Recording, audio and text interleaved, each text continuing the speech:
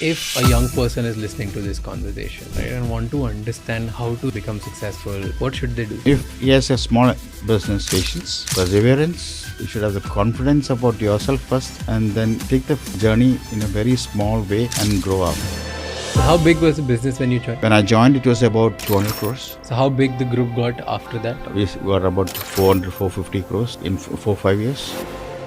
What did you do? Give me 2-3 strategies. First thing you should do is you should see what the market looks like. Who's the biggest person in the market? Who's the second producer in the market? And we should decide where should I go? Should I take 1% or 10% from the biggest producer or from the last producer? The problem is if I feel that I want to be a competition to the first producer, my investment is so big. If I want to go for the fourth producer, my investment is small. Start small, then you become big. What are the advantages of going for number 4, not for number 1? The advantage of going for number 4 is that your investment is less. You have more time to look into the business and you can really understand the market very well. That's very important. If you go slow and understand the business perfectly, you are a winner. Where do you see the next big opportunity? Which one industry which somebody can get in? How do you crack these big companies? They all come to you or you go to them? India, I cracked them by... Before we start today's podcast, if you have found anything valuable from this channel, please subscribe. It's free, it takes less than a minute, but it means a lot to us. And to listen to the audio experience of this episode, please follow us on Spotify. The world's largest producer of spice extracts is a company from Kerala you've probably never heard of.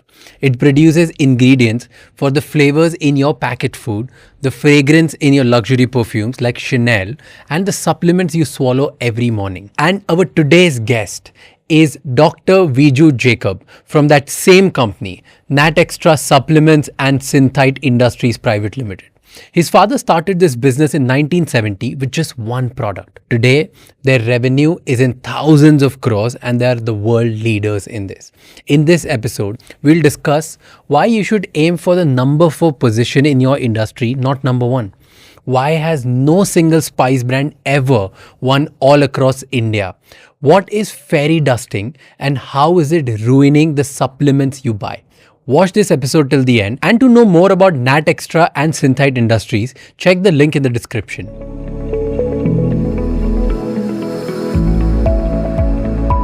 Since when did you start working? Synthite started in 1970 actually. 1970? Yeah. Who started it? My father. Okay. And till 1976 we had a lot of problems because we had only one product, that's black pepper extraction. So we could not succeed in that till 1976. That at that time we had one single product called pepper, and the extract is called pepper oleoresin. Okay. And we had 10 employees and my father. That's all.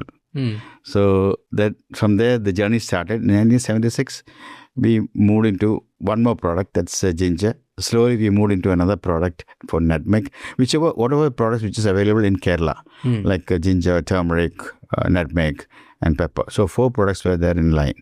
Okay. So slowly we started growing. So what was the main business? What were you doing with these ingredients? We used to, for example, if you take black pepper, we extract them and we make a concentrate out of it. If you can ask me like this, what's the benefit out of that?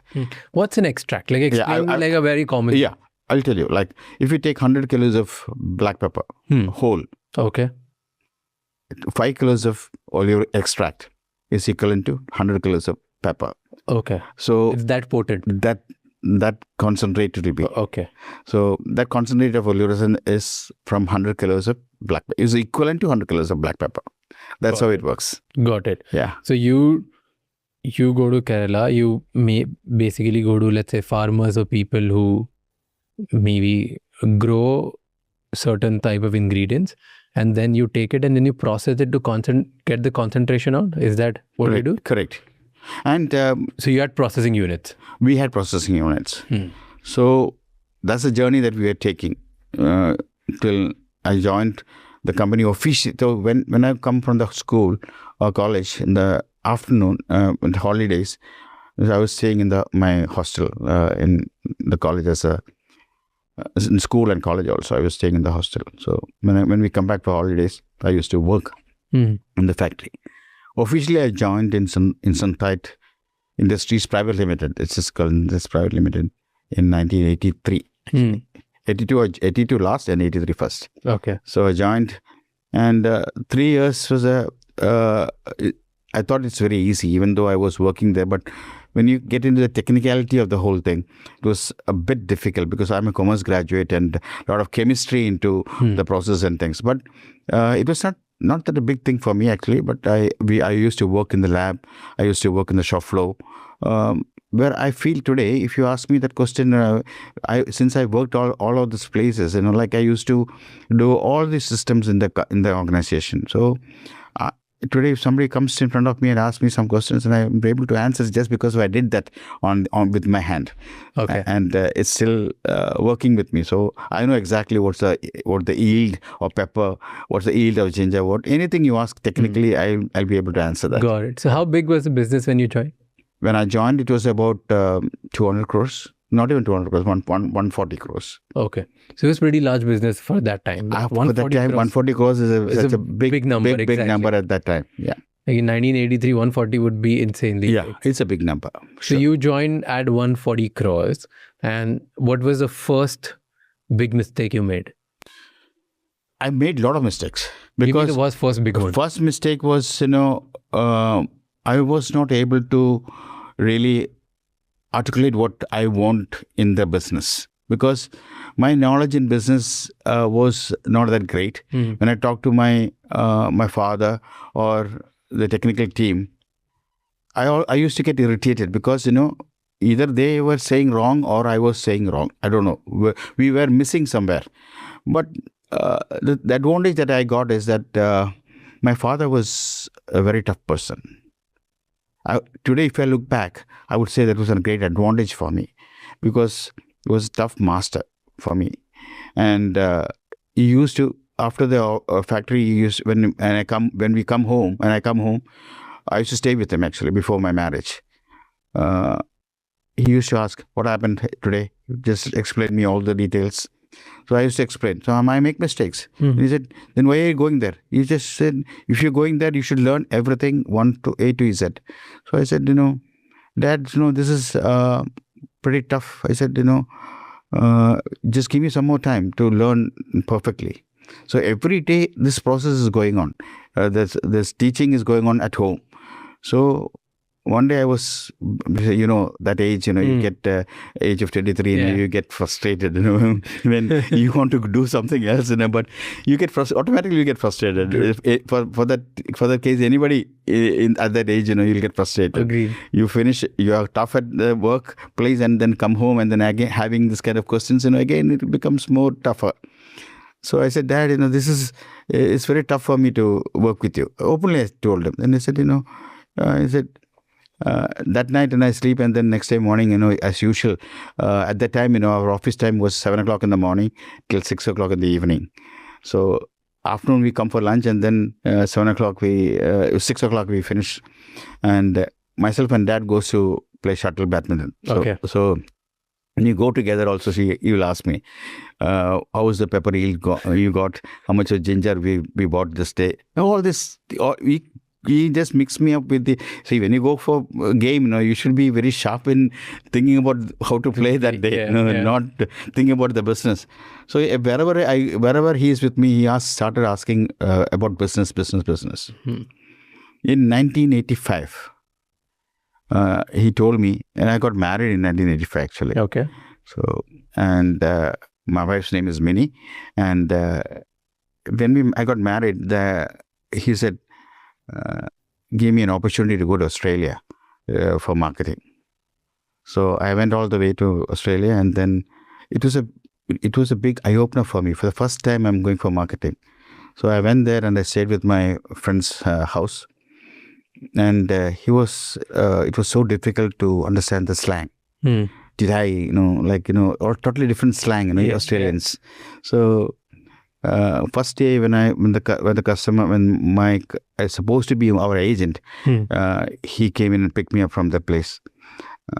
Then he gave me, hey, how are you today, Jacob? I said, come on, this will be a difficult task for me to go and to speak with these guys. You know, and we can speak in normal English, but not with the slang.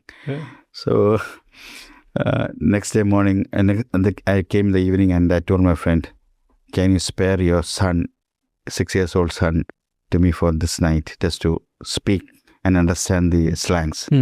That night I spoke with him at least till 12 o'clock in the night. So to understand that accent, that slang. The slang that they're using. I got bit. Next day morning when he came, I was better than the previous year. Okay. So it was a learning for me actually. So that's how I started. And I traveled all over Australia, and I came back and I made Bronson Jacobs, a company in Australia. I made them as our agent. And that trip I made, if my memory is correct, I made about 3 million worth business with them. So that was a great eye-opener for my father too. So that he can do something. He can do something. Nice. So from there, again, the journey started. 1994, in 1985, we started a factory in Coimbatore for flower production. Flower production. Flowers like jasmine, tuberose, mimosa, all these flowers for the perfumery industry. Oh, so the essential oils or the extracts? The extracts. Okay. Not the essential oils, extracts. So we were in joint venture with a company called Cal Pfizer. The Pfizer company was making medicine. They were into this perfumery business also in Nice.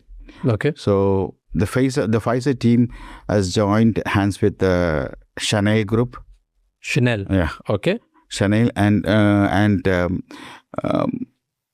we were selling directly to Cal Pfizer, and Cal Pfizer in turn was selling into Chanel.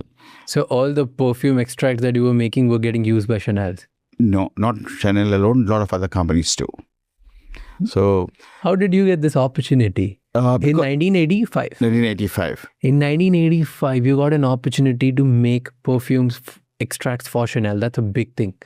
Sure. How did it get you? Because, we were not directly doing with Chanel, but the Cal Pfizer was buying from the product from us, and they were selling it to because but how did Cal Pfizer found Cal Pfizer found us is because we were into extraction business, basically. And they were big here. We were big. So they thought we could manage to have, they were discussing with us, and we bought land in Coimbatore where more of the flowers have been cultivated. So we put up a factory in Coimbatore, and in 90 days we finished the factory, and on the 100th day we inaugurated the factory and we started production. So first year we did about 400 kilos of jasmine concrete. It's called concrete. It looks like a paste. So 1 kilo of jasmine concrete at that time was about $800 a kilo. So that was the price. So we made... the growth started from there actually. The business, not the volume, but the value started from there. The margin starts coming from the flower extractions. Okay. Because the flowers, we are getting flowers at a very cheap price because we started making plants and giving to the farmers, and it's a buyback arrangement that we did. See, today to grow in an industry of us, we should have a good relation with the farmers. Yeah. That's how we can get back so you should have a buyback system. That's what I believe in. So we started giving plants, and then we buy plants and taking back the flowers back to us. Nice. So that's where the growth started. Yes. And then, so how big the group got after that? The group was from 200 crores to we were about 450 crores. In just how many years? From 85? In 85, like maybe 76, like in 4-5 years. See, that's a big thought process, These kind of thought, just thinking, continuous innovation, it should start in your head. It's not right. Because why when I talk about Natsus, I'm so excited is because I know where it is going. I know where I can take it. Any new guys who are watching me, I can tell you, there are plenty of opportunity in front of you. Grab it. And don't start in a big way. Start in a very small way, in a humble way. You'll grow. Definitely, I can assure you that you'll grow. And your patience and perseverance and continuous focus should be there. You should not change your focus. Your full heart and soul and mind should be on your business and on your family too. Family comes first. Perfect. Thank you so much. Pleasure. Thank you so much for watching this episode till the end. Now you have to do 3 things. Number 1, subscribe to this channel right now. The more you subscribe, the better the guests we will be able to get for you. Number 2, please comment and let us know what did we do wrong and what did we do right. Because the more you give us feedback, the better we will be able to make episodes for you. And number 3, please share this episode with at least one person, because one conversation can change someone's entire life. I'll see you next time. Until then, keep figuring out.